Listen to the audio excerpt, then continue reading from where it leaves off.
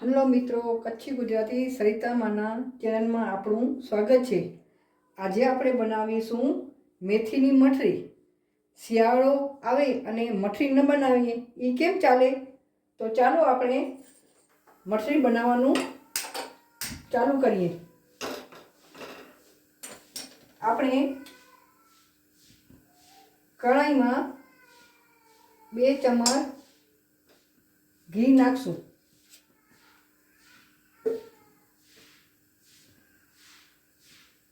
250 ગ્રામ આ મેથી લીધી હતી, તે ધોઈ સુકાવી અને કટિંગ કરીને રાખેલ છે।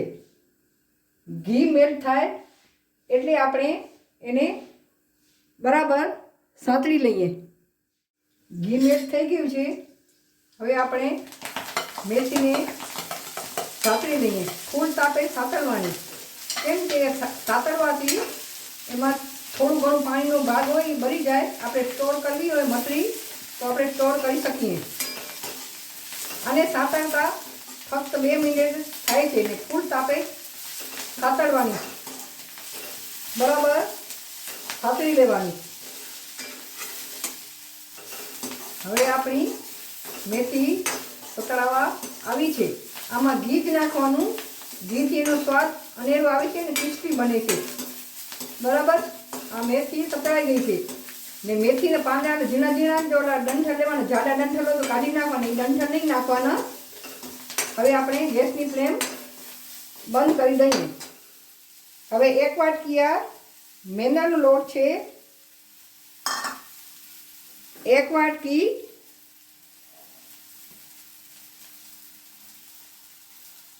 વાટકી મેંદાનો લોટ લેવાનો, 1 વાટકી ઘઉંનો લોટ ને અડધી વાટકી રવો એટલે સોજી લેવાની ઝીણી। એમાં વાટેલા ખલકમાં વાટે પાવડર નહીં લેવાનું, આ મરી પાવડર 1 ચમચી નાખી દેવાના। 1 ચમચી અજમું ક્રશ કરીને આમ હાથથી મસળી નાખી દેવાનું। પીસેલી 1 ચમચી ખાંડ, સ્વાદ અનુસાર નમક એ નાખી દેવાનું। 1 ચપટી જેટલી હિંગ નાખવાની, 1 ચમચી 2 ચમચી મરચું પાવડર નાખવાનું, બરાબર। અંદર 1 ચમચી ઘી નાખવાનું। આમાં તમે ઘીની જગ્યાએ તેલ પણ એડ કરી શકો છો। હવે આને બધાને મિક્સ કરી લેવાનું। હવે લોટમાં બધું મિક્સ થઈ ગયું છે, આપણે મેથી જે સાતળી હતી એ અંદર એડ કરી દઈએ। આ થોડી ગરમ હશે એટલે પહેલાં ચમચથી હલાવીએ, પછી હાથથી આપણે મસળશું, બરાબર।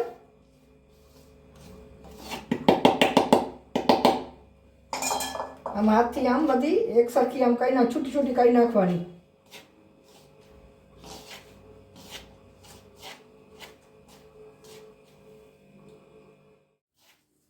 હવે આ બધું મિક્સ થઈ ગયું છે।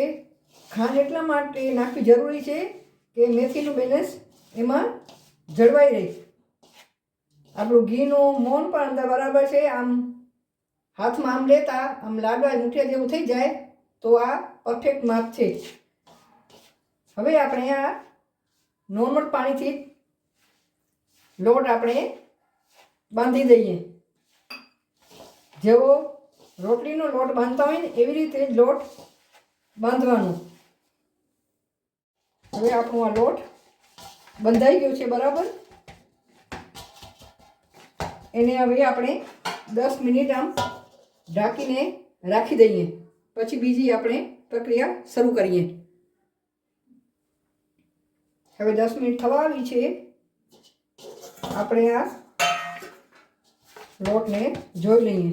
એમાંથી રોટલીથી પણ જાડી બને એવા આવી રીતે ગોળ ગોળ પેડા બનાવી લઈએ.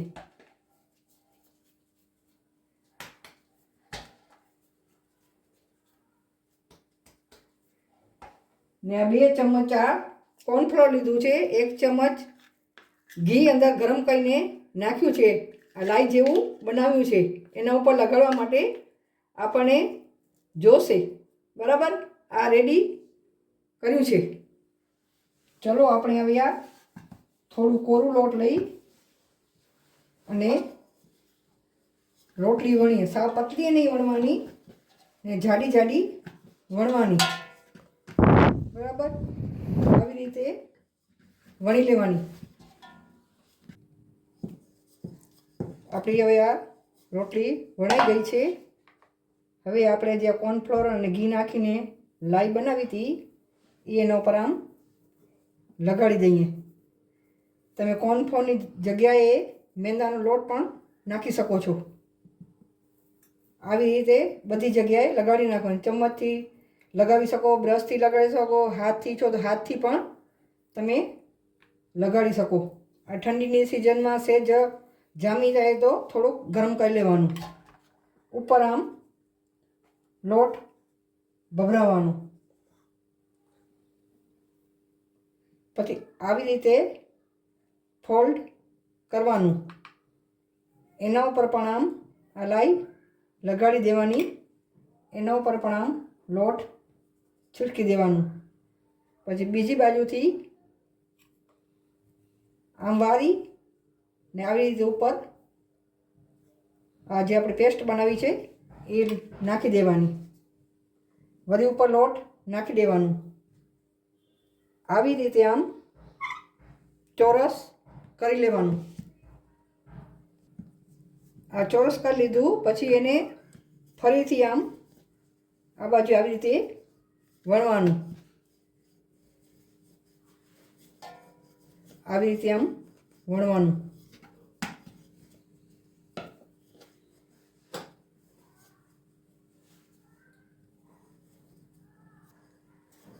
હવે આવી રીતે આમ બનાવી લેવાનું. બરાબર, પછી એના ઉપર પણ આપણે આ લાઈ જે પેસ્ટ બનાવી છે એ આમ લગાવી દેવાની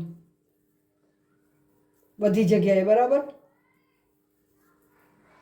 એના પર પાછું આમ લોટ નાખી દેવાનું. આમ ફોલ્ડ કરવાનું, આના ઉપર લગાડવાનું લાઈ. આવી રીતે આમ બરાબર આમ આમ દબાવી દેવાનું હાથોની મદદથી. બરાબર, આમ આમ જેથી છૂટે નહીં આમાંથી. એ થોડું વેલણથી આમ દબાવી દેવાનું.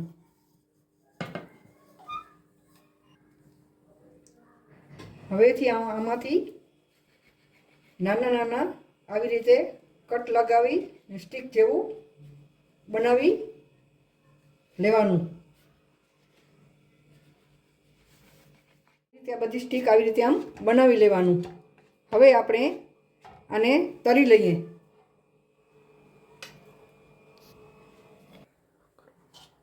હવે આપણું તેલ ગરમ થવા આવ્યું છે.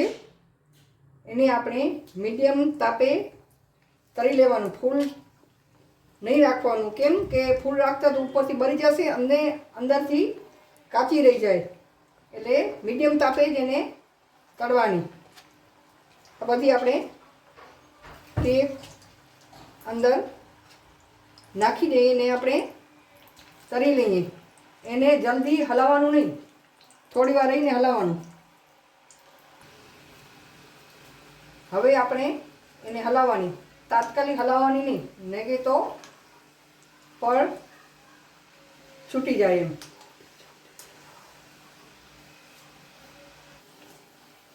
હવે આપણી મઠરી તળાઈ ગઈ છે.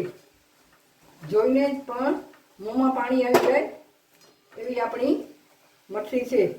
બરાબર, અને આમ નીકાળી અને હું તો ટીશ્યુ પેપરનો ઉપયોગ નથી કરતી, પણ આવી રીતે આમ વાટકા ઉપર રાખી દઉં એટલે તેલ બધું આપણું નીતરી જાય. આપણે આ મસ્ત મજાની મઠરી તૈયાર થઈ ગઈ. જુઓ કેવી ક્રિસ્પી છે, જોતા તો આમ તૂટી જાય. મસ્ત મજાની મઠરી.